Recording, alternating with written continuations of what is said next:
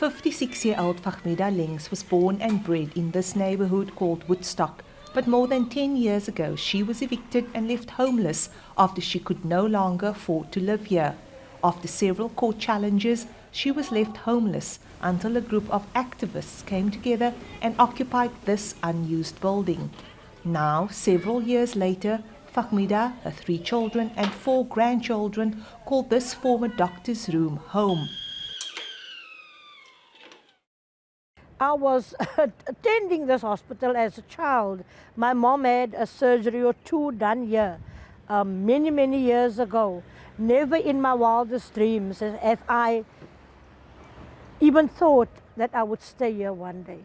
And here I am, and this is my home. I have converted this space into our home, and not because we wanted to, but because of desperation. Renamed the Sissy Gool House after an anti-apartheid activist, 7 years later it's home to a vibrant community with more than 1,000 people living here.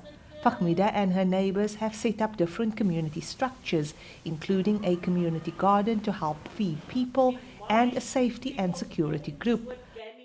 The city says with the demand for housing increasing, it will have to build 500,000 new housing units by 2028 to deal with rapid urbanization. But the authorities say they can't do this alone and will need help from national government and private sector. The city has identified this area as one of several sites for affordable housing, and 200 social housing units will be built here. The city refused to go on camera but issued a statement to TRT saying the state is not able to provide enough subsidies, land or budget for the development of more affordable housing. The city says Cape Town is also situated on a peninsula, so land scarcity is a real impediment and they need the national government to help build more homes for people like Fahmida, but that is not going to be easy. Housing rights activists say the city has made more pieces of land and sites available for affordable housing, but more can be done.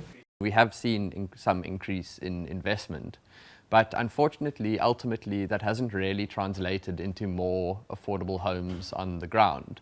You know, the projects that have been announced have been stuck in interminable delays, and several of them, you know, pretty much all of them are yet to actually produce any housing. For now, Fahmida's doctor's consultation room is home, and she's hoping and praying she'll be a beneficiary of a social housing project in the future.